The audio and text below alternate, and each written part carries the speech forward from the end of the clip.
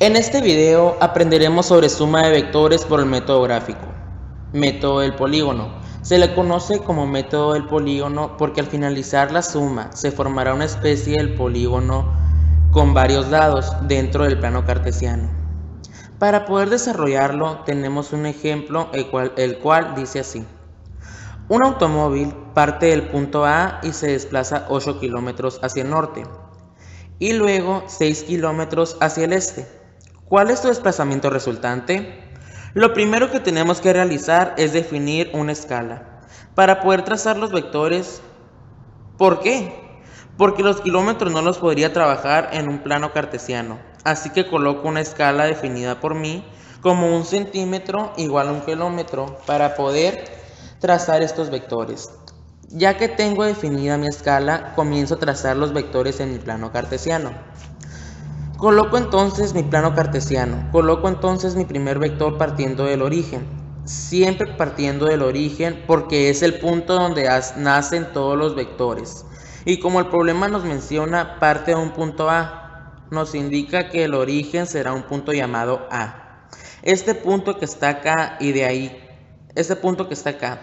ahí comenzamos a trazar el primer vector, el cual dice 8 kilómetros hacia el norte. Recordamos entonces que el norte se encuentra en la parte superior, el sur en la parte inferior, este hacia el lado derecho y el oeste hacia el izquierdo. Entonces este vector se va a dirigir desde este punto A hacia arriba. 8 kilómetros son los que nos indica aquí, pero como yo estoy utilizando una escala donde digo que 1 kilómetro es igual a 1 centímetro, acá serían 8 centímetros con la dirección hacia arriba. En este caso, por decisión personal, yo tracé una marca cada 2 centímetros para indicar los 8 centímetros que tiene de largo este vector. 2, 4, 6 y 8. Para no trazar las rayitas cada centímetro, ahora nombro el vector. Como no nos indica ningún nombre, le podemos dictar vector 1 para representar que es el primer desplazamiento de este problema. Luego de esto debo trazar el segundo vector, el cual dice 6 kilómetros hacia el este, como su desplazamiento. Y antes de ello debo recordar que todos los vectores parten de un origen, y este origen, como es una suma, se ubica en el punto donde finalizó el vector anterior, es decir, en la punta de la flecha del vector anterior. Aquí voy a colocar mi origen y de aquí voy a partir en segundo vector, que como ya indicamos es de 6 kilómetros hacia el este. Como los kilómetros no los podemos trazar, y en base a mi escala digo que va a medir 6 centímetros desde el punto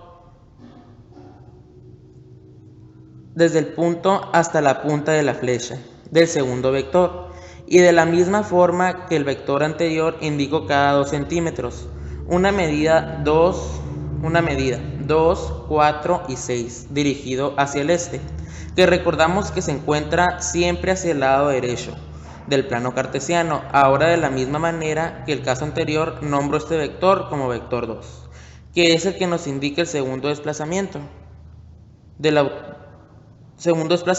movimiento de ese automóvil. Y por lo último nos dice cuál es su desplazamiento resultante.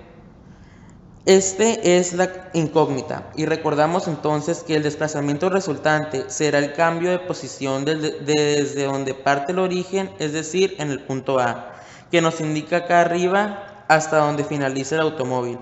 Al final del segundo vector, al unir estos dos puntos, con un nuevo vector, nombro este vector como resultante, que sería la unión desde el punto de inicio del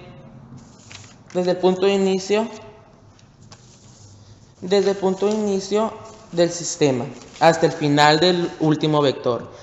Ahora, para indicar la magnitud del vector resultante, debo auxiliarme de una regla graduada, la cual voy a colocar en 0 desde el punto de inicio del sistema, es decir, acá donde se ubica el punto A hasta donde termina la punta de la flecha de este mismo vector.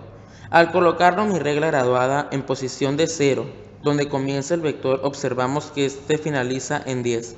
Por lo tanto, puedo indicar que la magnitud de esta resultante es igual a 10 centímetros, como me indica mi regla graduada, pero como la respuesta está determinada por la escala, debo multiplicar por la escala respectiva, la cual dice 1 centímetro igual a 1 kilómetro. Y los voy a colocar en forma de conversión, uno arriba y uno abajo, recordando colocar a centímetros en la parte baja y el kilómetro en la parte de arriba, para que al multiplicar centímetro, multiplica y centímetro divide, se anule y efectúo la operación. R es igual a 10 por 1 igual a 10, dividido 1 a 10, en este caso kilómetro, que es la única unidad que sobrevive. Tengo entonces que el valor de la resultante es igual a 10 kilómetros. Ahora observamos que la respuesta solo tenemos la magnitud y nos falta la dirección.